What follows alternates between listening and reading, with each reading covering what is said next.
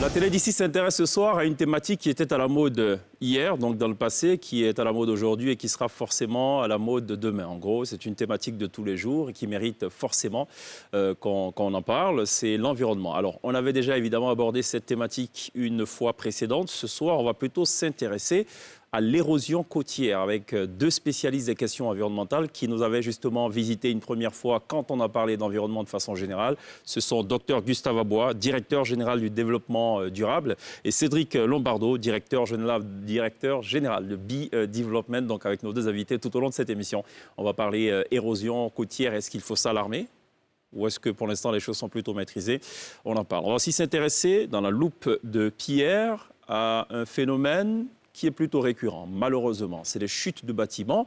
Et récemment, un drame s'est produit avec, au décompte macabre, 7 victimes. On en parle dans la loupe de Pierre. Pour le volet artistique sur la scène de la télévision, on sera rejoint par un jeune pianiste du nom de La Mineur, à l'état civil Eric Owoshi, qui nous reprendra 2 titres connus de la musique d'ici et d'ailleurs. L'essentiel de ce que vous êtes toujours en droit de savoir ici, la télé d'ici. Bonsoir, bienvenue.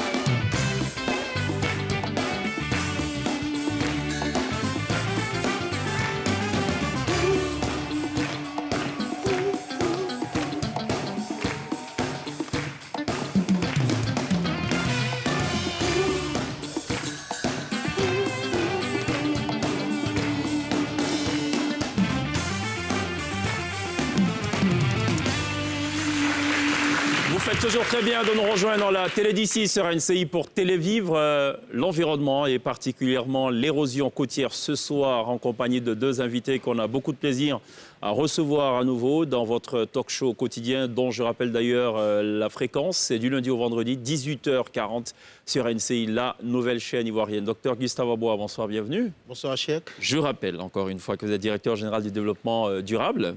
C'est ça. Est-ce que ce serait juste de dire que vous êtes un peu la voix autorisée au plan gouvernemental? Oui. Ce soir? Ce soir, oui, pour parler un peu de la question environnementale, pour parler de la question de l'érosion côtière. D'accord. Merci d'être là. Le plaisir pour moi. Plaisir partagé. Cédric Lombardo, merci d'être là à nouveau. Bonjour. Spécialiste des questions de développement durable, questions environnementales plus précisément. On va en parler donc dans le détail de la question de l'érosion côtière. Juste le temps de bifurquer vers Pierre pour lui dire bonsoir. Bonsoir. Ça va Pierre? Très bien. Oui. Esselé encore une fois ce soir. 2 jours d'affilée, c'est dur. Hein. Ouais, mais bon, elle sera là demain. L'INSEE, justement, sans aucun souci. Messieurs, vous êtes inquiets ou pas? C'est grave ce qui se passe? On a perdu 3/4 de notre La mer surface. avance. La mer avance? Oui, mais des précautions ont été identifiées, des mesures ont été identifiées pour stopper non seulement l'érosion, mais pour améliorer le cadre de vie des communautés qui sont au bord de la mer. Cédric Lombardo, la mer avance, c'est dans l'ordre des choses. Il faut bien qu'il y ait des vagues pour qu'on puisse en profiter à la plage. Absolument. Donc tout va bien. Tout va bien pour le surf, tout va bien pour... Après, maintenant, c'est un autre débat, parce qu'on a un enjeu qui est actuel, immédiat, c'est effectivement l'érosion côtière, mais ça encore, ça n'est qu'un petit sujet de ce qui se passe sur le littoral. Le littoral, c'est une grande partie du territoire de la Côte d'Ivoire. Et puis, on a un enjeu à venir, c'est le changement climatique, avec un risque d'élévation du niveau de l'océan. Donc, il y a ce que l'on sait aujourd'hui et ce qu'on a du mal à comprendre et à planifier pour demain. Donc, quand on prend tout ça, il faut qu'on arrive à proposer des solutions innovantes et efficaces. Dans le cas de la Côte d'Ivoire, vous pensez qu'on bouge? Je connais la réponse de Gustave Abois. Il dira oui, ça va. Le gouvernement a pris conscience de cette question depuis plusieurs années. Oui, depuis 2011. Depuis 2011. OK. Alors, on bouge, on fait des choses. Maintenant, il y a une vérité, c'est qu'il y a un timing qui est le temps politique. Oui. Il y a un autre timing qui est le temps de l'investissement économique. Et puis, de l'autre côté, il y en a un qui ne s'arrête jamais, c'est le temps de l'environnement. Absolument. Et notre difficulté, c'est avoir une décision politique, une application économique qui soit cohérente de ce qui se passe dans la réalité de tous les jours. Et là, on a peut-être besoin que plus que bouger, on a besoin de maintenir l'action et d'une plus grande accélération peut-être de la part du gouvernement. Mais en 10 ans, on a quand même eu le temps politique de répondre aux besoins environnementaux. j'imagine. Je vous dirais qu'en 2009, j'ai eu la chance de participer à l'écriture du projet d'investissement prioritaire pour l'ouverture de l'embouchure de Grand Bassam, que nous sommes en 2021 et que l'embouchure n'est pas ouverte. Donc en 10 ans, on a eu le temps d'écrire des choses, mais maintenant, ce qu'il faut vraiment, c'est passer à l'action. Le littoral ivoirien a vu ses 3 quarts rongés par ces eaux marines. Depuis quand assistons à ce phénomène? Enfin, on va essayer d'y répondre. Je propose qu'on regarde cet élément qui a été justement diffusé sur NCI, dans le cadre de NCI Reportage. Et justement, ça met à nu cette question cruciale, la question de l'érosion côtière. C'est à Grand Laou, on regarde juste cet extrait. Les photos que vous avez vues, c'est cette partie-là que vous voyez à vue d'œil. Vous avez très loin là-bas des cocotiers. La ville s'étendait jusqu'à là. Donc la ville coloniale, disons, tout ce qui est administration et tout ce que vous avez vu comme photo, était installé là. En fait, c'était là la ville même de Grand Laou. Et c'était l'ancien village du village de Kpanda. Et lorsque les colons sont arrivés, ils sont venus prendre possession de cette partie et les autochtones ont préféré se retirer d'où nous venons. Et c'est pour ça qu'ici, ils ont préféré mettre le cimetière qui séparait la colonisation des autochtones. Plus d'administration coloniale, ni d'école primaire et d'hôpital, tout a été englouti par la mer. Le cimetière du village aussi n'a pas été épargné par la furie des vagues. Alors, Cédric Lombardo, est-ce qu'on peut dire que c'est malheureusement un aperçu de ce qui se passe sur bien d'espaces côtiers en Côte d'Ivoire? Grand Laou, c'est un cas qui est très particulier, donc les choses sont particulières. Elles sont très rapides, elles sont connues, puisque déjà l'ancienne ville coloniale a totalement disparu. En son temps, feu le député maire Hucher Assouan avait déjà pris la décision de quitter le littoral pour monter sur le plateau de Nzida et donc déplacer la ville de Grand Laou. Et c'est triste à dire, mais ce que vous voyez aujourd'hui, c'est-à-dire le cimetière qui commence à disparaître sous les flots, c'est quelque chose qu'on avait modélisé et on avait écrit un rapport sur ça pour la Banque mondiale, pour le gouvernement de Côte d'Ivoire. On était en 2018, 2019 et force est de constater que les projections se réalisent. Gustave Abois, qu'est-ce qui va se passer? Ça va disparaître tout ça ou... Ah non, mais il a été préconisé de déplacer le cimetière. Donc, les études nous ont montré l'importance de ce déplacement. Et je pense qu'il est temps d'agir et l'action sera au rendez-vous très peu de temps. Une fois que la loi, enfin le décret sur l'Agence nationale de la gestion littorale sera pris. Alors, en fait, la question que je pose, c'est en gros... Enfin, visiblement, la mer est en train d'avancer de façon vertigineuse. Qu'est-ce qu'on fait pour... est-ce qu'il est possible déjà de freiner l'avancée de la mer? Oui. Je ne sais pas. Oui, il est possible. Déjà en 2011, le gouvernement a créé le programme de gestion du littoral qui a déjà préconisé un peu les mesures pour lutter contre l'avancée de la mer. Mais comme vous le savez, ce projet nécessite beaucoup de financement. Et grâce, Dieu merci, depuis 2016, à la COP 22 de Marrakech, au Maroc, on a pu avoir, en tout cas, la décision des partenaires, surtout la Banque mondiale, d'accompagner la Côte d'Ivoire. Des promesses de financement? Pas des promesses, mais également des promesses qui sont concrétisées parce que depuis 2018, en tout cas, la Côte d'Ivoire bénéficie à travers le projet WACA, en tout cas des financements de la Banque mondiale, pour pouvoir passer à la vitesse supérieure, c'est-à-dire lutter efficacement contre l'avancée de la mer et aussi aider les populations locales à se déplacer pour, en tout cas, pour ne pas subir les impacts négatifs de... Alors, avant de passer à Pierre, Cédric Lombardo, qu'est-ce qu'on peut faire contre la mer, contre l'avancée de la mer? Qu'est-ce qu'on peut faire? C'est une puissance, c'est une puissance énorme. Donc quand on voit des ouvrages comme ce qu'on fait avec le port autonome d'Abidjan ou le port de San Pedro, on voit bien que lorsque certains enjeux économiques sont réunis, certains enjeux économiques et puis sociaux, humains, on arrive quand même à construire un certain nombre d'ouvrages. Donc il est possible par certains endroits de bâtir des stratégies de défense. Ça, c'est par rapport à ce qu'on connaît aujourd'hui, par rapport à des simples cas d'érosion côtière, j'ai envie de dire. On ne pourra pas tout défendre parce que c'est impossible d'arriver à tout mettre en place. Et même dans des pays dits développés, on se rend bien compte que certains d'entre eux ont commencé à renoncer à certaines défenses côtières. Mais le plus embêtant, c'est notre incapacité à modéliser avec une bonne compréhension les enjeux du changement climatique et l'élévation de l'océan. Donc aujourd'hui, on peut apporter un certain nombre de réponses, mais qui pourraient être fausses dans d'autres scénarios futurs. C'est ça qui est un petit peu embêtant. Mais par contre, on est condamné à réussir. parce que sur le littoral, vous avez l'essentiel de la population qui vit. Vous prenez la ville d'Abidjan, vous voyez bien que vous avez une grande partie de la population ivoirienne qui est réunie. Vous prenez Port-Bouët, vous voyez les actifs économiques comme la cire, comme les centrales thermiques qui produisent de l'électricité. Donc on ne peut pas abandonner tout ça. Et donc on est condamné à réussir, et ça c'est la bonne nouvelle. Pierre. La montée des eaux, c'est un phénomène global.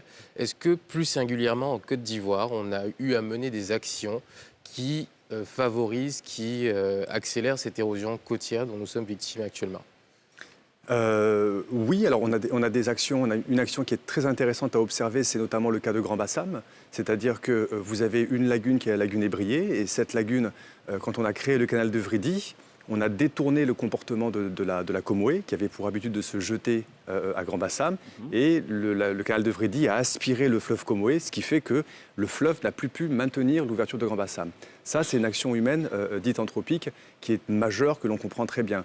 Mais après, vous avez d'autres actions de tous les jours, comme des gens qui vont prélever du sable en bord de plage, qui sont des actions qui peuvent fragiliser le littoral.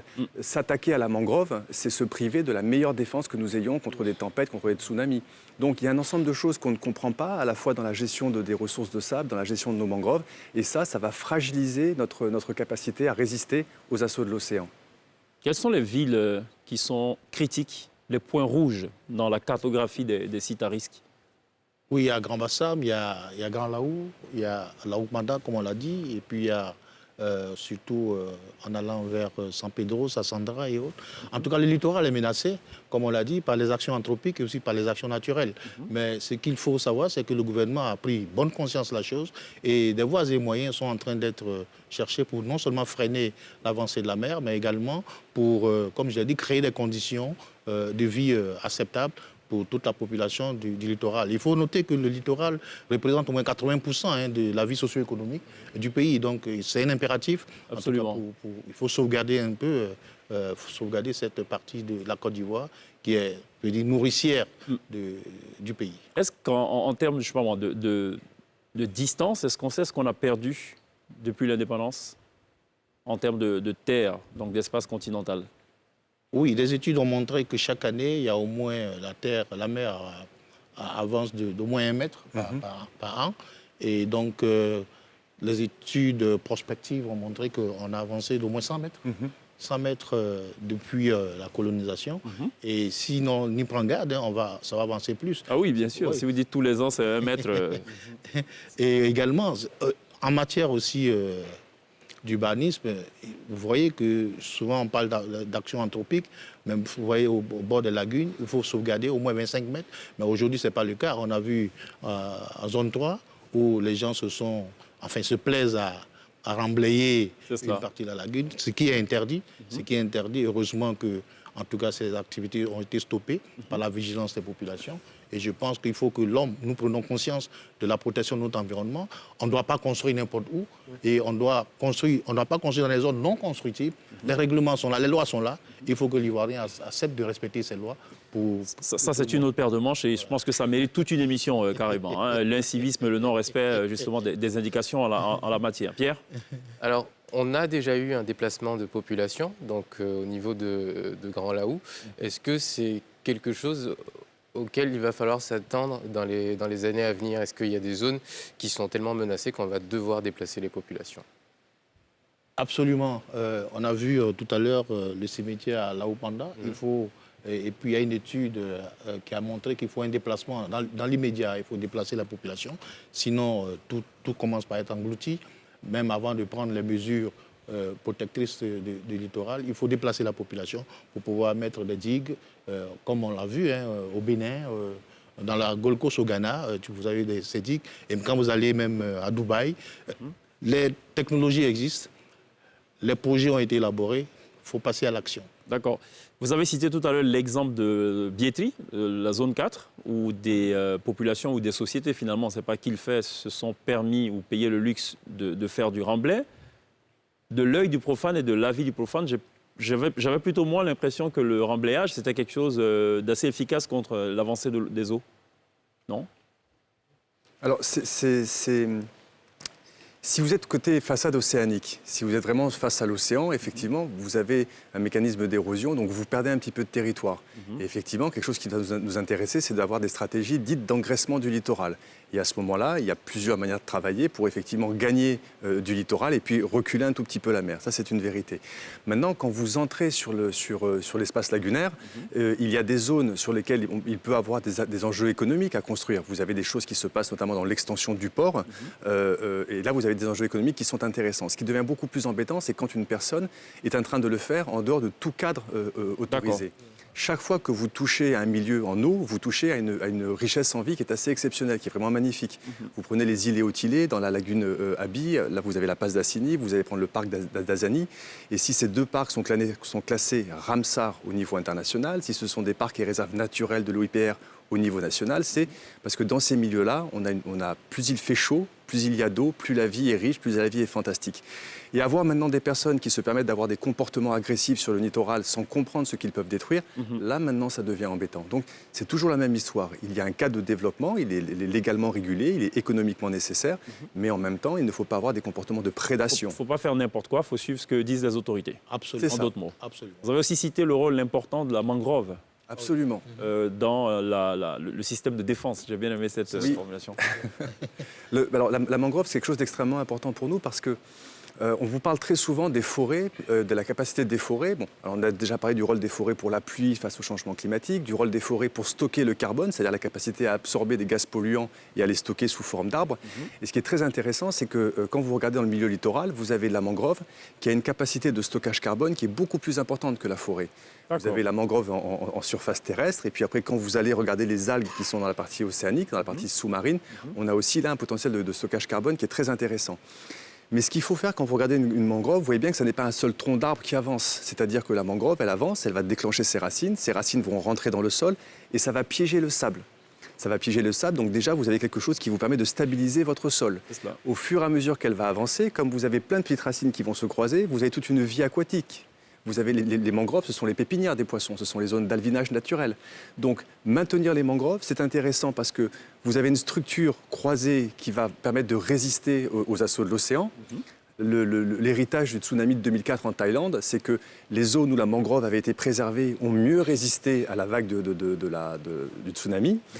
Donc on peut stocker des ressources halieutiques, on peut avoir de l'alvinage, des bébés poissons, etc. On a des stratégies de séquestration de carbone.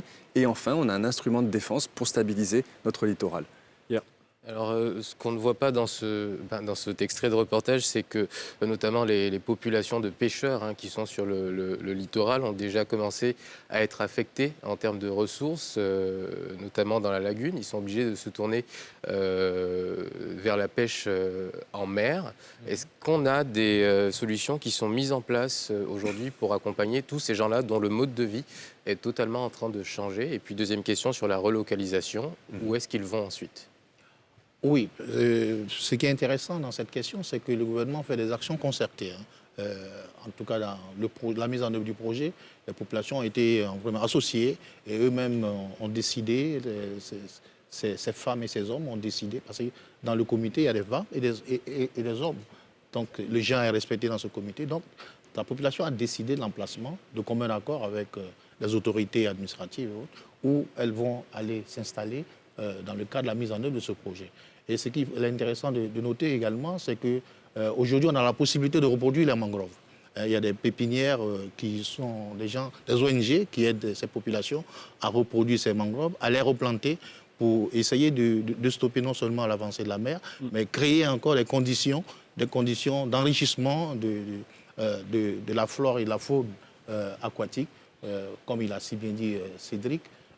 Dans la mangrove, en tout cas c'est les frayères, c'est l'endroit où les poissons se reproduisent, et aussi avec le maintien de la mangrove, en tout cas nous, on aura le retour des ressources halieutiques, on aura également en tout cas un redéploiement ou bien une révolution pour ne pas dire l'activité économique de ces communautés qui vivent de la pêche, qui vivent de ces ressources du littoral. On chiffre déjà l'impact que ça a sur l'économie, l'érosion côtière, la disparition des ressources, notamment sur le littoral? Oui, les populations en pâtissent grandement. Quand nous avons mené des enquêtes à Grand Laou, il y a une bonne partie de la population de pêcheurs qui n'a pratiquement plus de ressources et donc qui sont livrés à elles-mêmes. Donc, dans le cadre de la mise en œuvre du projet, en tout cas, il a été décidé d'avoir des activités génératrices de revenus, les AGR, pour ces populations, pour que ces populations puissent continuer de survivre et puissent rester encore sur ces lieux et continuer leur activité, mais avec des activités qu'elles-mêmes, elles ont en tout cas projetées, elles ont élaborées de commun accord avec les gestionnaires du projet Waka.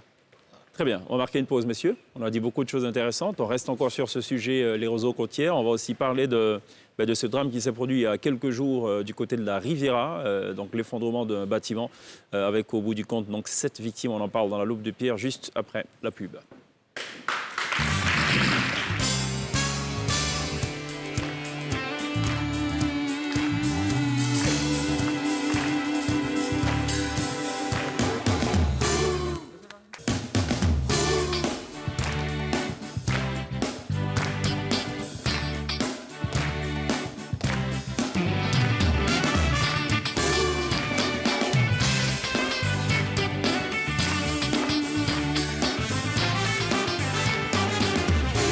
Toujours très bien de nous rejoindre dans la télé d'ici sur NCI. Ce soir, nous parlons érosion côtière avec Gustave Abois et Cédric Lombardo, deux spécialistes des questions environnementales. Le premier en charge du développement durable à la direction générale en charge de cette question et Cédric Lombardo qui pilote donc Be-Development. On marque une pause pour parler de notre sujet qui n'a rien à voir avec l'érosion côtière, mais c'est peut-être une autre forme d'érosion continentale, L'érosion urbaine. On va peut-être en parler tout à l'heure. Jingle et on déroule juste après.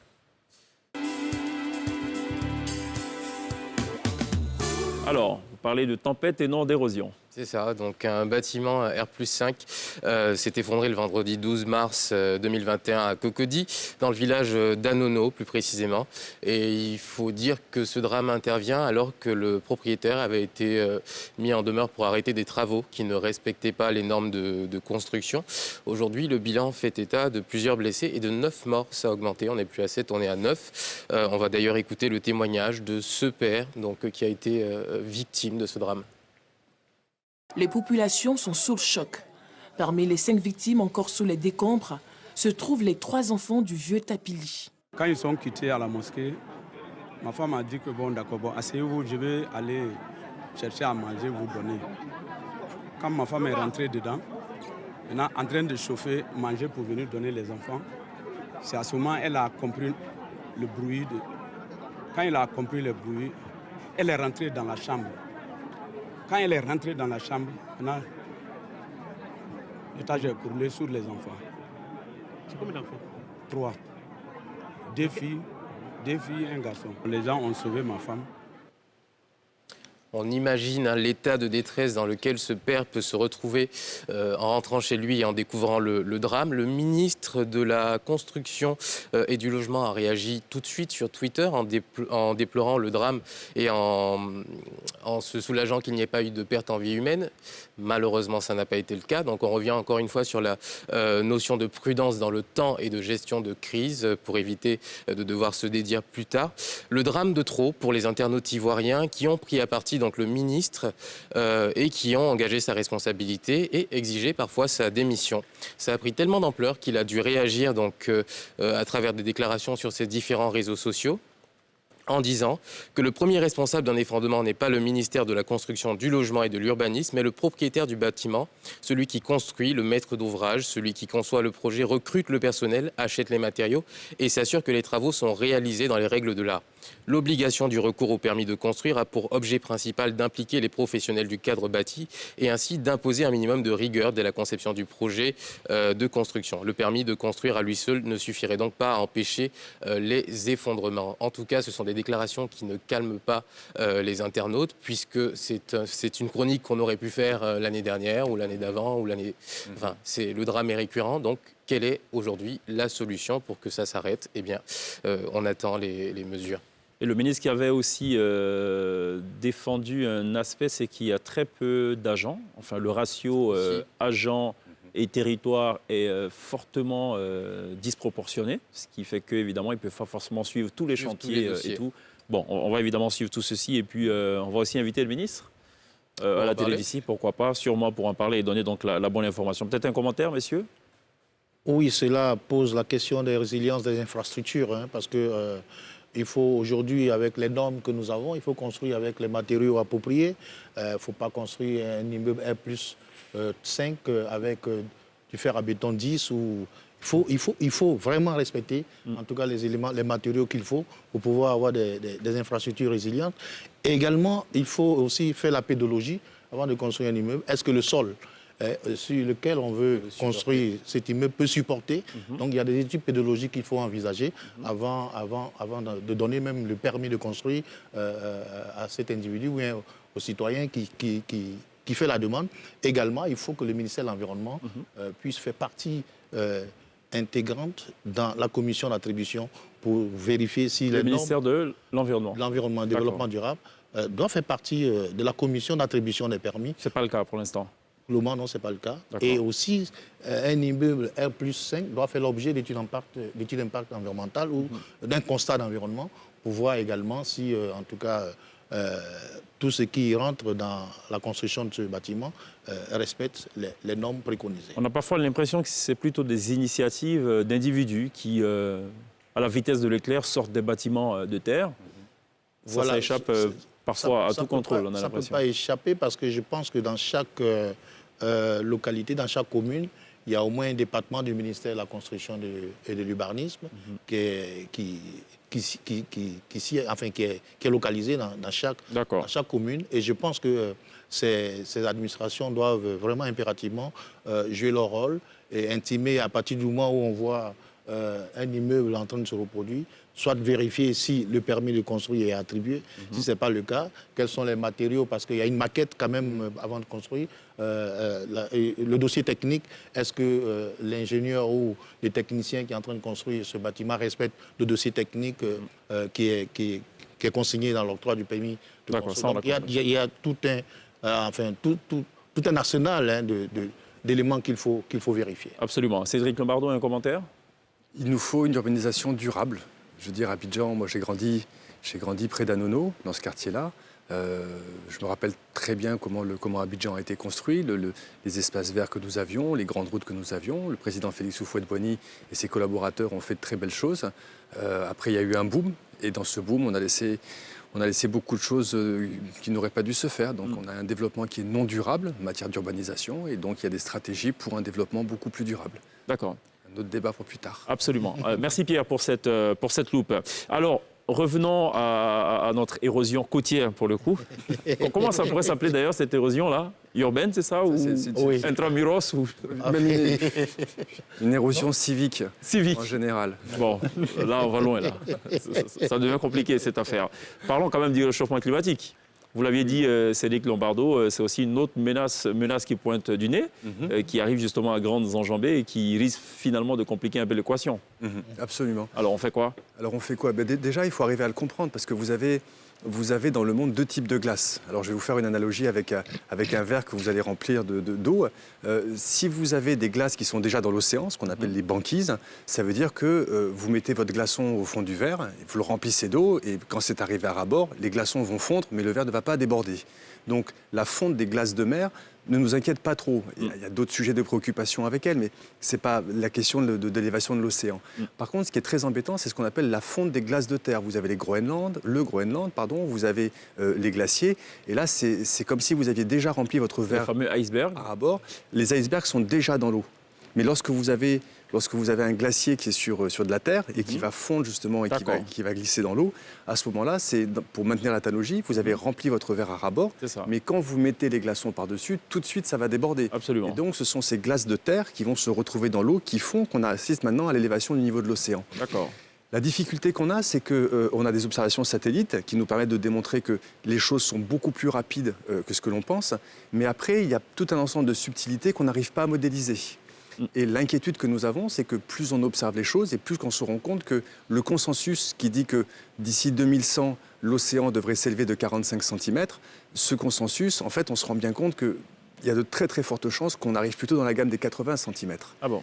Et en plus, quand vous regardez d'autres études qui sont plus agressives, qui vont faire des forçages un petit peu plus agressifs, vous en avez qui qui arrivent à vous démontrer que ça peut taper jusqu'à 2 mètres d'élévation. Alors, 1 centimètre d'élévation, ça a l'air d'être ridicule, mais quand vous prenez une plage qui est plate, quand vous êtes notamment dans la zone qui va de Grand Laou jusqu'à la frontière du Ghana, ce qu'on appelle les bas cordons sableux, à ce moment-là, un petit centimètre, ça peut vous faire peut-être 10 mètres, 15 mètres, 20 mètres d'avancée. Et la problématique que l'on a maintenant, c'est que déjà qu'on a du mal à lutter contre une érosion naturelle, si en plus de ça, on ne construit pas de défense, alors il y a des défenses vertes, on a bien vu le rôle des mangroves, etc. Il n'y a pas que du béton qu'on peut utiliser. Si on ne construit pas ces défenses, qu'est-ce qu'on va arriver à protéger de l'ensemble de la lagune ébriée, de la lagune de Grand Bassam, de Grand Laou, etc. D'accord, je vais un peu vous mettre en palabre. Je sais que vous travaillez ensemble sur certains dossiers. Donc on a le regard du privé et on a les actions des pouvoirs publics. Oui. En 2011, on a pris conscience qu'il faut absolument s'attaquer à la question de l'érosion côtière. Cédric pointait du doigt le fait que la décision politique, en général, elle est quelque peu tardive par rapport à l'urgence. Là, c'est un cas d'école. Qu'est-ce qui est fait concrètement ? Ce qui est fait, je pense qu'il a parlé de l'embouchure de Grand Bassam et il est même conscient. Les travaux ont été lancés. Depuis l'année passée, avec la coopération sud-sud avec le Maroc. Également, comme je l'ai dit, le projet Waka pour protéger la Panda. Ce projet Waka aussi a été lancé. Et donc, il faut comprendre, hein, la science a sa logique, l'administration aussi a sa logique. Ça, c'est clair. Oui. Et donc, et l'administration se nourrit de la science. Hein. Et donc, la science nous a fourni les données qu'il faut. Et l'administration aussi a le temps d'analyser, parce qu'il ne faut pas non plus prendre des décisions à la hâte. Oui, il faut prendre des décisions éclairées. Et aussi avec le consentement de tout le monde, y compris les communautés rurales. Et donc, le temps que ça prend, les concertations et autres, c'est vrai que ça peut prendre 1 an. Mais ce qui est rassurant, c'est que ces projets sont lancés, ces projets sont mis en œuvre. Et il faut espérer que d'ici 1 an, les choses vont s'arranger. D'accord. Plus concrètement, le système de défense que vous mettez en place, il est mis en place en fonction de l'érosion côtière, donc de la menace actuelle, ou est-ce que vous vous projetez, vous êtes vraiment sur de la prospective en vous disant, par exemple, dans combien d'années vous aviez dit le niveau de la mer ? D'ici 2100. D'ici 2100, est-ce que les infrastructures d'aujourd'hui seront toujours à même de faire face à ces menaces-là ? Oui, parce qu'il faudra encore réfléchir à autre chose. Non, parce que rien ne se fait au hasard. Hein. Il y a eu des études de faisabilité, des études de prospection qui nous ont montré les technologies qu'il faut adapter, qu'il faut appropriées pour lutter efficacement contre les régions.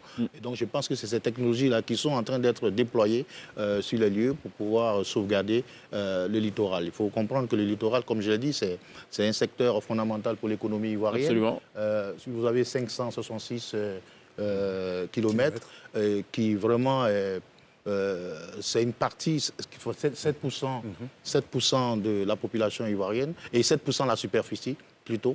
Et donc je pense que c'est une partie fondamentale qu'il faut sauvegarder et étant donné que c'est une composante essentielle pour le développement durable de notre cher pays, la Côte d'Ivoire. Alors, au-delà des solutions naturelles qu'on a évoquées, comme le replantage de la mangrove, qu'est-ce qui va être mis en place concrètement ? Est-ce qu'il va y avoir des digues ? Quel type de structure on va retrouver pour freiner justement cette érosion ? Oui, ça a été...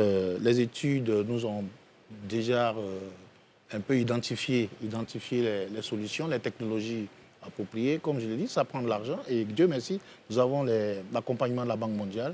Et donc aujourd'hui, le terrain est en train d'être préparé. On a parlé des déplacements de la population.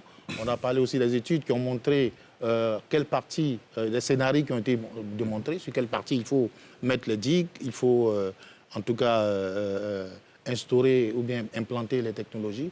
Et donc, progressivement, comme j'ai dit, la mise en œuvre de ce projet va nous permettre de sauvegarder non seulement la population, parce que déplacer une population, il faut un accompagnement pécunier. Comme je l'ai dit, il y a des activités génératrices de revenus destinées à ces populations pour que ces populations continuent leur activité et aussi pour que la mise en place de ce projet se fasse, en tout cas au su et au vu de tout le monde. Je pense que les choses vont allègrement. Il faut compter avec le temps parce qu'il ne faut pas, comme on l'a dit, en matière de protection environnementale, il ne faut pas brusquer les choses, sinon demain nous serons rattrapés par en tout cas les revirements naturels. Absolument. Alors Cédric Lombardo, on va Je reviens toujours à ce terme que j'aime bien, qui est de vous le système de défense, c'est bien ça. J'imagine que ce seront par moments des tas de béton qu'on va peut-être mettre tout au long des plages. Est-ce que finalement, on ne dénature pas aussi quelque part les plages et est-ce qu'il n'y a pas un risque de forte érosion plus tard avec ce dispositif, ce type de dispositif? Alors, ce qui est intéressant, vous avez à la fois sur le cas de Grand Bassam et sur le cas de Grand Laou, les modèles sont déjà relativement connus. Grand Bassam, c'est une certitude. Grand Laou, on n'a pas eu le privilège de voir les résultats de l'étude, mais peut-être qu'un jour, on nous les transmettra. Alors, sur Grand Bassam, ce qui va se passer, c'est qu'on va essayer d'ouvrir l'embouchure naturelle de la Comoé. Donc, comme on sait que la Comoé n'a plus la puissance pour être capable d'ouvrir cette embouchure, c'est un petit peu ce que vous avez à l'écran derrière vous, ils vont faire un canal qui va permettre justement d'avoir cette ouverture permanente. À ce moment-là, vous avez une grande digue qui va rentrer dans la mer. Et ce qui est intéressant, c'est que cette digue, c'est ce qu'on appelle une digue d'arrêt des sables. C'est-à-dire que vous avez des sédiments, donc du sable qui est transporté par la mer. La mer l'arrache d'un côté, elle le dépose de l'autre côté. Et donc, la mer va venir être stoppée par cette digue. Et en étant stoppée par la digue, elle va commencer à poser du sable à l'intérieur. Et donc, ça va faire une stratégie d'engraissement du littoral. Et progressivement, on va observer un épaississement de la plage. Donc, vous allez avoir un ouvrage qui sera à peu près comme le canal de Vrédy, mais beaucoup plus modeste, puisqu'on parle de la ville de Grand Bassam. Mais effectivement, vous aurez des avantages en termes d'engraissement. Donc, il n'y a pas de phénomène qui soit laid, entre guillemets, pour le paysage, dans le cas de Grand Bassam. Maintenant, ce qui est beaucoup plus intéressant, c'est pas seulement de composer avec des investissements gris, c'est justement d'arriver à composer avec des investissements verts. C'est-à-dire que lorsque vous avez mis en place cette stratégie, vous savez bien, quand vous regardez l'eau qui coule sur un caillou, d'un côté, vous voyez bien que l'eau s'écarte, et puis de l'autre côté, il y a des tourbillons qui se mettent en place. Et donc là, par contre, on a d'un côté un engraissement du littoral, et de l'autre côté, on peut avoir des risques, au contraire, d'érosion, puisque le tourbillon va se manifester une fois qu'il va dépasser ce fameux mur qu'on mettra dans l'océan. Et là, maintenant, ce qui devient intéressant, c'est justement de permettre aux populations de comprendre tous les rôles de la mangrove, d'arriver à comprendre toute la richesse de ce matériel végétal qu'on a sur les plages, et d'arriver à les encourager à composer pour de telle nature qu'elles-mêmes participent à la défense de leur littoral. Parce que de toute façon, si nous n'arrivons pas à justifier économiquement la création d'un ouvrage, il n'y a pas raison de le faire. Absolument. Si vous prenez le cas de Grand Laou, par exemple, vous avez beaucoup de choses qui sont faites. Vous avez un débarcadère qui est construit pour permettre aux populations d'apporter les poissons. Vous avez des stratégies, des travaux qui sont mis en place avec les mareyeuses, avec les fumeuses de poissons. Donc, on leur apprend à changer de technologie. Donc, vous avez tout un ensemble de choses qui peuvent être faites, pour autant qu'il y ait un rationnel économique qui soit derrière. Et si nous n'avons pas ce rationnel économique, il faut qu'on trouve des instruments pratiques, accessibles aux populations. Et quoi de plus pratique pour un planteur que de planter? Et c'est toujours à l'étude, j'imagine. C'est à l'étude. Alors, pour Grand Bassam, on est vraiment maintenant à la phase de travaux. Les travaux ont été déclenchés. D'accord. On attend toujours avec impatience que l'ouverture soit faite. Mais par contre, je voudrais revenir un tout petit peu en arrière sur quand vous avez parlé du changement climatique. Moi, j'ai une expression, c'est Dieu est dans les détails. C'est-à-dire que si on veut vraiment... Il n'y a pas que le diable. Donc, si on dit que le diable, ils n'y vont pas dans les détails. Donc, il faut encourager les gens, justement, à regarder dans les détails et à regarder la beauté des choses qui se cachent dans les détails. Mais quand on prend l'étude d'impact environnemental qui a été faite sur l'ouverture de Grand Bassam, moi-même, pendant longtemps, avant de prendre conscience de certaines choses, j'étais un partisan d'une ouverture complète. Aujourd'hui, je me rends compte quand même que les études d'impact environnemental n'ont pas intégré le phénomène d'élévation de l'océan. Il y a une petite phrase qui le mentionne, mais le chiffre n'est pas dedans, le risque n'est pas dedans. Et donc, forcément, l'ouvrage n'a pas été conçu par rapport à ce risque-là. Et puis, de l'autre côté, il faut savoir que si on ouvre encore un peu plus la lagune Ébriée à l'océan, on va permettre à de l'eau salée de rentrer à l'intérieur. Et beaucoup plus haut, au-dessus de l'embouchure de Grand Bassam, on a la lagune d'Adien. Et cette lagune, pour nous, c'est une réserve d'eau propre. Enfin, elle est propre. Elle l'est encore, mais l'urbanisation surtout pas la toucher avance. de grâce. Donc voilà, c'est un peu ces équilibres-là qu'on essaie de regarder. Et oui, il est intéressant d'ouvrir l'embouchure, mais il est intéressant de penser à la réguler en fonction des scénarios futurs. Marquons une bonne pause, messieurs. On va respirer, s'oxygéner, et puis se souvenir un peu de Dieu dans le détail. Non, allons à la pub d'abord.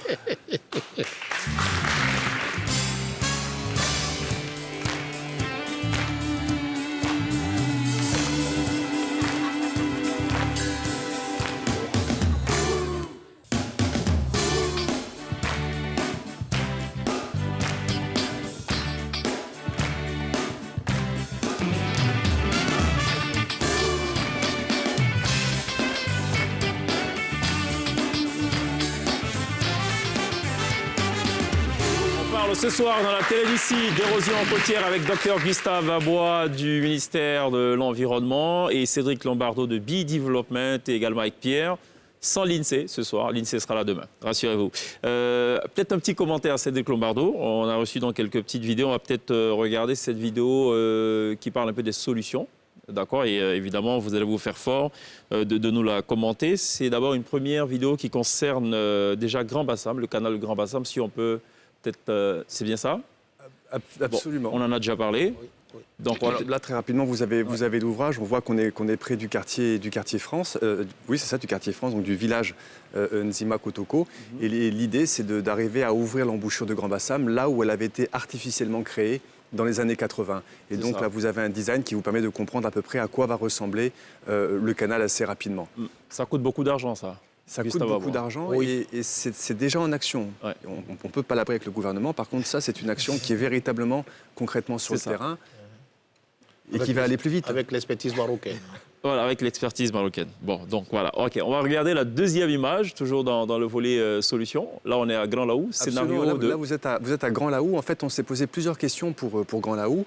Et parmi les scénarios que nous avons proposés, vous voyez ces petits crochets rouges qui sont à gauche de votre écran. En fait, ça, c'est la position de la passe. On était en 2017 quand on a fait cette proposition. Et vous voyez à droite, vous avez des petits crochets bleus avec des espèces de petits points bleus qui sont de petits crochets noirs qui sont en train de se déplacer.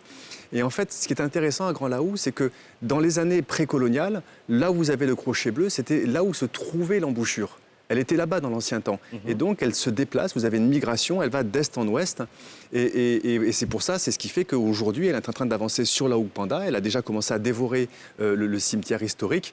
Et donc, la proposition qu'on avait formulée, c'était de dire, mais finalement, pourquoi ne pas remettre le temps à zéro ? C'est-à-dire qu'il faudrait parvenir simultanément à fermer l'embouchure historique, simultanément parvenir à fermer l'embouchure actuelle, la passe que vous avez dans les crochets rouges, et en même temps, parce qu'il faut toujours que l'eau puisse sortir, parvenir à ouvrir une embouchure dans sa position dite précoloniale. Et c'est des travaux qui ont été faits. Justement, c'est là où il faut rendre hommage au député maire Djaya, malheureusement qui nous a quittés, qui a réussi à convaincre la Banque mondiale de s'intéresser à ce projet, qui a réussi à convaincre le gouvernement de le soutenir dans son approche, entre guillemets, avec le gouvernement. Et c'est lui qui avait justement réussi à convaincre les acteurs de faire ces financements. Les études se poursuivent, c'est ce qui se passe, et c'est ce que disait tout à l'heure le DG Abois. Les études se poursuivent et aujourd'hui, il semblerait que les études nous amènent plutôt vers un positionnement d'une ouverture de l'embouchure face à ce qu'on appelle le nouveau bras fédon, donc entre ces deux petits crochets que vous avez. Maintenant, l'étude d'impact environnemental, d'après ce que j'ai compris, est finalisée et peut-être qu'un jour aussi, le grand public pourra la lire sereinement. Et à partir de là, il faudrait que le chrono puisse s'avancer pour que l'on puisse fermer assez rapidement cette embouchure, faire des actions pour déplacer les tombes de nos ancêtres qui sont encore au bord de l'océan et apporter des solutions durables aux populations de Grand Laou. J'ai une question. Avec le projet actuel à la baie de Cocody, est-ce que ça a une incidence ou pas, négative quelque part? Non, du tout. C'est un projet qu'on l'avait conçu simultanément et ils se suivent dans les projets d'investissement prioritaires de l'État. On les avait conçus simultanément, c'est pour ça qu'ils sont très souvent associés l'un avec l'autre. Et ce qui est intéressant d'ailleurs, c'est que les partenaires marocains de l'État sont présents un petit peu sur ces deux ouvrages. D'accord. Mais il n'y a pas d'effet néfaste de l'un vers l'autre. À la baie des milliardaires, il y a aussi un dragage qui est fait par les propriétaires terrains. En gros, on va chercher le sable et on remplace. C'est normal ça ou... Ils sont censés avoir une autorisation d'un comité interministériel puisque le dragage est une activité minière et on ne sort pas du sable de l'eau sans réglementation. Est-ce autorisé ce qu'ils font? Ils doivent avoir fait l'étude d'impact environnemental avant d'avoir l'autorisation du ministère de l'Industrie. Ce qui est un peu marrant, souvent il n'y a pas de communication entre les différents ministères. Donc quand vous partez voir l'opérateur, il a son permis d'exploiter. C'est ça. Mais et par derrière, le ministère de l'Environnement constate qu'il y a des choses qui ne vont pas. Qui ne vont pas. Mais les gens ont des papiers, ils ont et les papiers, on ne peut rien contre. Et souvent, quand on va discuter avec les autorités administratives, les préfets disent, mais il a son papier, il faut qu'il travaille. On dit non. Mais est-ce qu'il a fait l'étude d'impact environnemental pour voir qu'il ne faut pas dégrader les zones? Là aussi, il faut que les ministères se parlent pour donner des agréments aux industriels qui puissent respecter non seulement l'environnement, mais également faire des profits pour les exploitants. Pierre. Alors aujourd'hui, la préservation du littoral, est-ce que c'est l'enjeu seul de la Côte d'Ivoire sur l'espèce de côte atlantique, ou alors est-ce qu'il faut une implication justement de tous les pays qui sont sur cette côte-là? Notamment le Ghana. Oui, je pense que dans le cadre du projet WACA, c'est un projet ouest-africain. Hein. Il y a 6 pays qui sont engagés dans ce projet. Je pense qu'il y a le Sénégal, le Togo, Bénin, la Côte d'Ivoire, Sao Tomé Principe, la Mauritanie. Et donc tous les pays de la côte là, sont engagés. Donc c'est une action d'envergure régionale qui va permettre aux différents pays, en tout cas, de sauvegarder leur littoral, chacun de façon... en respectant bien entendu les vérités locales, mais également aussi en impliquant autant que faire se peut, en tout cas les populations locales, pour qu'elles puissent s'approprier le projet après la fin de ce programme-là. Allez-y Pierre, allez-y. Non, c'était juste savoir, à mesure personnelle, qu'est-ce que quelqu'un peut faire à titre personnel pour stopper à son niveau. Enfin, Arrêtez déjà de prendre le sable seul, de draguer sans l'autorisation du ministère de l'Environnement. Voilà, c'est ça. Il faut demander aux opérateurs de sable s'ils ont des autorisations d'exploiter. Ils peuvent avoir l'autorisation, mais est-ce qu'ils ont fait les études d'impact environnemental nécessaires pour sauvegarder un peu le littoral? Et donc, mais il y a des études qui ont été commanditées. Il y a des zones qu'on appelle les hotspots, où vraiment il est interdit d'aller prélever le sable à Abidjan, et je pense que là encore, les opérateurs ne respectent pas. Mais est-ce qu'il y a des indicateurs, des sortes de drapeaux rouges posés pour dire attention, faut rien toucher ici et tout? Parce que souvent ça peut marcher aussi. Comme je l'ai dit, il y a les indicateurs, c'est-à-dire qu'à travers l'étude que le ministère de l'Environnement a fait pour identifier les zones chaudes où il ne faut pas aller exploiter, faire le dragage. En tout cas, la population a été informée de ces zones qui sont devenues des zones dangereuses, parce que quand vous allez du côté de Yopougon, du côté de Niangon, vous voyez que les enfants ne peuvent plus se baigner dans la lagune. Une fois qu'ils tombent dans la lagune, c'est comme un trou sans fond, et les enfants disparaissent. Et on dit souvent c'est les génies, mais ce n'est pas les génies, c'est parce qu'on a dragué. Souvent on parle de sable mouvant. Voilà, on a dragué, on a tiré tout le sable et ça a formé des trous un peu partout dans cette zone-là. Donc il est interdit, en tout cas, d'exploiter le sable dans la zone de Niangon, mais il y a des zones sur lesquelles on peut le faire. Donc c'est pour ça qu'on demande aux exploitants de faire l'étude d'impact environnemental, d'avoir l'autorisation d'exploiter, même s'ils ont l'autorisation du ministère des Mines, mais il faut vraiment, pour le respect de l'environnement, pour sauvegarder aussi leur activité, parce que s'il n'y a plus de sable, ils ne vont pas continuer leur activité. Alors, justement, là, vous répondez à la préoccupation de Pierre qui parlait donc d'initiatives à titre personnel d'individus. Tout ce sable qui est tiré par les sociétés pour construire donc, des bâtiments, il vient d'où? Ce sable? Oui. Oui, mais ce sable... Cédric apparemment a une réponse. Il vient d'où? Il y a le sable marin, ça dépend. Il y a le sable qui est tiré de la mer et puis il y a le sable qui est tiré de la lagune. D'accord. Qu'est-ce qui est autorisé? Les deux? Les deux sont autorisés parce qu'il y a des... Dans toutes les zones ou... Non. Est-ce qu'il y a une surveillance qui est faite à ce niveau? Oui, effectivement, c'est pour ça qu'il faut que le ministère de l'Environnement, il faut une police environnementale pour surveiller les zones chaudes, comme on a dit, les hotspots. Et aussi, il faut que, de concert avec le ministère de l'Industrie, que les deux ministères se mettent ensemble avant de délivrer les permis, identifier les sites d'exploitation. Si ces sites sont dangereux, mieux vaut ne pas aller exploiter là-bas. C'est cela. Donc, vraiment, il faut un travail de concert pour pouvoir sauvegarder les... Cédric Lebardeau qui voulait... Déjà, utiliser du sable de mer, c'est une hérésie, ne serait-ce que pour le bâtiment. Mettre du sable salé dans du bâtiment, déjà, vous avez des gens qui le font et ce n'est pas intéressant. Ce qui est intéressant, c'est qu'en 2011, on a eu une érosion exceptionnelle à Grand Bassam. On a perdu quasiment 25 mètres du territoire en une seule nuit. On a vu une route disparaître en une seule nuit. Et là, ça a permis aux populations de comprendre justement pourquoi on insistait sur le fait qu'il fallait conserver ce sable. Et lorsque les populations se sont levées contre les personnes qui venaient avec des camions pour récupérer le sable, ceci s'est géré malheureusement de manière violente. C'est-à-dire qu'il a fallu recourir les populations ont recouru à des mécanismes de défense qui étaient un peu agressifs pour que les gens arrivent à comprendre ce qu'il ne fallait pas faire. Bien. Maintenant, on se rend bien compte qu'on a toujours beaucoup de prélèvements de sable qui se fait en milieu lagunaire, puisque là, par contre, vous avez un sable qui est doux, avec un petit peu de vase, etc. C'est assez intéressant pour le bâtiment. Mais là encore, faut-il espérer que les personnes qui ont des dragues, moi je fais du kayak, je me balade beaucoup sur les lagunes de Côte d'Ivoire, je vois beaucoup de dragues, et encore faut-il espérer que ces personnes qui ont des dragues nous fassent une exploitation qui soit légale. Et donc, ça veut dire qu'on sait exactement ce qu'ils sont en train de faire. À partir de là, ce qui est intéressant, c'est que, comme le disait tout à l'heure le DG, on a des compétences qui sont transversales. Vous n'arrivez pas sur un territoire de manière inconnue. Vous êtes sur une commune, vous êtes sur une préfecture, vous êtes sur un département. Nous avons des lois dans ce pays d'administration territoriale. Ensuite, on rentre sur des activités qui vont faire participer plusieurs ministères. Et c'est pour ça qu'une des actions qui est intéressante dans la démarche du gouvernement, on a une loi de 2017 de protection du littoral, parce que l'érosion côtière n'est qu'un des tout petits problèmes que nous ayons sur cet espace. On a une loi de protection du littoral, il y a un projet de création d'une agence de gestion intégrée du littoral, la NAGIL. Le décret a été écrit mais n'est toujours pas passé. Et ce type d'agence peut être intéressant parce qu'il va forcer une coordination entre les différents acteurs.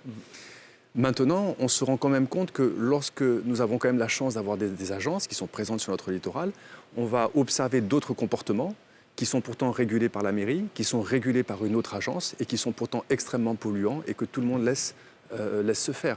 Vous avez en ce moment une décharge près de Grand Bassam, qui est une décharge à ciel ouvert entre la route de Mondoukou et le canal d'Assigny. Et vous êtes très près de l'eau, puisque quand vous êtes dans ces zones, vous avez un tout petit peu de sable et puis après vous avez des nappes phréatiques. Vous avez le canal d'Assigny, donc les lixiviats, tous les liquides en pourrissement vont rentrer à l'intérieur du canal. Et là, il est regrettable de voir que il ne nous est pas été, je suis citoyen de Grand Bassam, il ne nous est pas été proposé de solutions plus intéressantes que d'exposer et de brûler des déchets entre cette magnifique route de Mondoukou et le canal d'Assigny. C'est cela. C'est une problématique qui avait été soumise à l'époque à la ministre Ouleto. Oui. Les riverains se plaignaient de ne pas avoir déjà une sorte de décharge de laquelle donc on récupérerait tous les déchets. Bon. Et ça a été déplacé. Ça a été déplacé. Juste pas réglé. Mis sous le tapis. Mis sous le tapis. Bon, le dossier ou les déchets? Non, les déchets, la décharge grandit, Grand Bassam grandit, la décharge grandit. Ok, espérons que Ok, bon. Urbanisation durable. Marquons une pause. La pub, espérons qu'elle sera durable sur NCI. On se retrouve dans quelques instants.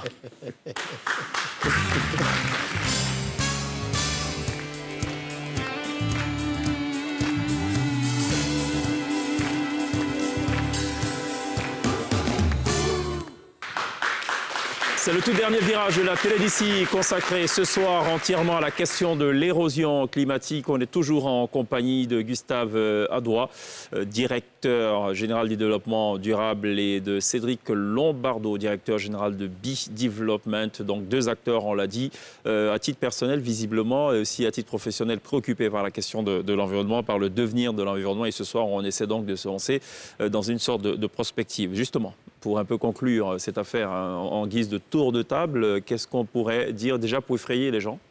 C'est important quand même de sortir de gros mots, des chiffres qui font peur, et puis après rassurer. Qu'est-ce qu'on peut dire? Je dirais, contrairement à Cédric, Dieu n'est pas dans les détails. D'accord. Non, mais vivement que cette agence nationale de gestion du littoral soit vraiment enclenchée, que le décret soit pris pour que tous les acteurs puissent travailler en synergie. Parce que, comme on l'a dit, l'extraction du sable, le dragage, ça, c'est le fait du ministère des Mines. Mais une fois que l'environnement a les yeux, à son point mot à dire, je pense que les choses vont aller mieux et les points chauds seront évités pour le dragage sur le littoral. C'est des questions transversales. C'est des questions transversales. Donc, vivement que, en tout cas, ces décrets soient pris pour que le littoral soit, le plan national de gestion intégré du littoral soit mis en œuvre par cette agence nationale de gestion du littoral. D'accord. Également, je dirais aussi que la protection de l'environnement, c'est l'affaire de tous. Il faut que chaque citoyen, chaque Ivoirien se dise que je suis acteur de la défense de mon environnement. Il faut que je participe à l'action de protection environnementale dans mon quartier, dans ma maison, dans mon école. Il faut que j'ai une conscience de l'éco-citoyenneté dans mes agis, dans mes pratiques. Donc c'est un processus qui va en tout cas structurer toute notre existence. Chaque jour, chaque nuit, partout où nous soyons des agents de protection de notre environnement, car c'est le gage du développement durable de notre pays. Voilà, ça c'est un discours qui en appelle à la conscience. On compte maintenant sur Cédric pour un discours plus virulent. Allez-y Cédric. Non, mais déjà, pour le littoral, c'est un endroit qui est absolument magnifique. Donc on ne peut pas simplement faire peur aux gens, mais je pense que des personnes qui ne vivent pas au bord du littoral, quand vous avez une tempête, quand vous avez les vagues qui frappent, des personnes qui ne sont pas en train de voir un cimetière qui est emporté par l'océan, n'arrivent pas forcément à comprendre ce qui est en train de se passer. Parce que d'un côté, vous avez les assauts de l'océan et vous perdez votre territoire dans l'océan. Et de l'autre côté, vous avez la désertification qui avance. Vous avez donc beaucoup d'enjeux en Côte d'Ivoire qui fait que dans le nord comme dans le sud, on est en train de souffrir d'un certain nombre de choses. Et pourtant, ce qui est dommage, c'est qu'à chaque fois, on a un certain nombre de solutions qui sont disponibles. Et le plus intéressant, ça sera donc les solutions qu'on pourra mettre entre les mains des populations. Parce que le véritable fantassin de la lutte contre le changement climatique, le véritable fantassin de la lutte contre l'érosion côtière, c'est forcément toujours la population, les acteurs qui sont sur le terrain et ceux qui peuvent faire un certain nombre de choses. Donc notre littoral, c'est quelque chose de magique, c'est quelque chose de merveilleux. Et maintenant, si on doit appeler à une logique de conscientisation, je pense qu'il faut regarder plusieurs choses en même temps. On a l'érosion côtière, c'est effectivement ce qu'on voit de plus concret. On a ces érosions exceptionnelles avec des images qui sont dramatiques, qui vont permettre de sensibiliser un petit peu l'opinion. Mais de l'autre côté, on a beaucoup d'autres choses qui ne vont pas sur ce littoral. On a une urbanisation qui devrait être beaucoup plus respectueuse de l'environnement. Moi, j'ai fui à Abidjan il y a 13 ans pour aller me cacher à Grand Bassam. Aujourd'hui, je ne sais plus où est-ce que je vais aller me cacher. Je ne peux pas aller me cacher à Grand Laou puisque l'embouchure avance par là-bas. Et vous voyez un certain nombre de choses. Et quand vous les observez, vous vous dites on va refaire exactement les erreurs que nous avons pu faire, par exemple, comme à la Palmeraie. Moi, quand j'étais petit, je faisais du vélo à la Palmeraie. On la voyait bien, cette rivière. Vous avez construit dessus, vous vous étonnez qu'il y ait des inondations. Aujourd'hui, je vois des choses à Grand Bassam, je vois des drains naturels, ce qu'on appelle des zones de bas-fond, où vous avez une vie absolument merveilleuse, mais on refait encore ce genre de choses. On parlait tout à l'heure de la gestion de nos déchets. Nous avons une urbanisation croissante sur notre zone de littoral, on se préoccupe de l'érosion côtière, pourtant nous sommes dans une situation d'une extrême pollution. C'est cela. Or, ces fleuves, lorsque les fleuves vont rentrer dans l'océan, toutes les choses qui sont à l'intérieur, vous savez, la vie dans l'océan n'existe que sur 10 à 15 km au bord du littoral. Au-delà, c'est le grand bleu. Vous avez que les baleines, les dauphins, les orques qui vont se balader à l'intérieur. Et en fait, toute la vie se concentre là parce que chaque fois qu'un fleuve rentre dans l'océan, il va transporter des nutriments, il va transporter de la nourriture qui va permettre justement de multiplier la vie au large de l'océan pour les pêcheurs. Mais aujourd'hui, qu'est-ce qu'on transporte dans nos océans ? Vous venez au bord de Grand Bassam, vous allez venir dans des endroits qui ne sont pas nettoyés. Nous avons aujourd'hui, nos fleurs sont des déchets. Nos fleurs, ce sont des bouteilles plastiques, des déchets plastiques. Et peut-être encore un dernier cri qu'on doit lancer, c'est on se plaint de plus en plus de la perte de ressources halieutiques. L'océan est celui qui va nous fournir l'essentiel des captures de pêche, de poissons que nous allons manger en Côte d'Ivoire. Or, aujourd'hui, les pêcheurs vont vous dire nous avons de moins en moins de poissons. Ça, ce n'est pas une faute de changement climatique, c'est une faute de prédation. Nous avons déjà des navires qui ont des licences de pêche légales, ok, c'est parfait, mais nous avons aussi de la piraterie en matière de pêche.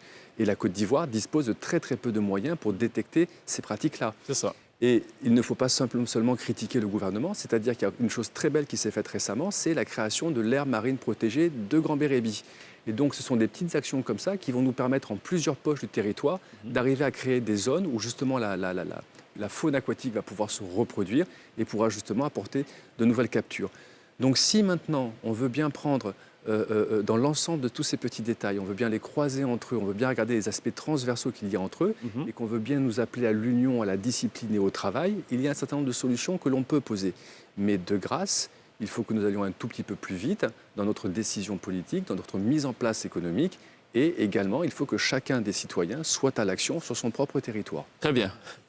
Gustave Abois, merci d'être passé par la télé d'ici. C'est toujours un plaisir renouvelé pour moi. Cédric Lombardo, merci d'être passé par la télé d'ici. Merci à Pierre. On n'oubliera pas évidemment de remercier les élèves de Bon Samaritain et les étudiants de Avis d'éducation qui nous auront accompagnés tout au long de cette émission. Et nous aurons accompagné, non pas dans la froideur, mais la froidure de ce studio. Et ça a pu se ressentir donc, sur le visage de certains des spectateurs donc, de cette salle, voilà, qui étaient tout calmes. On aurait dit que c'est une punition du chef de plateau. Oh que non.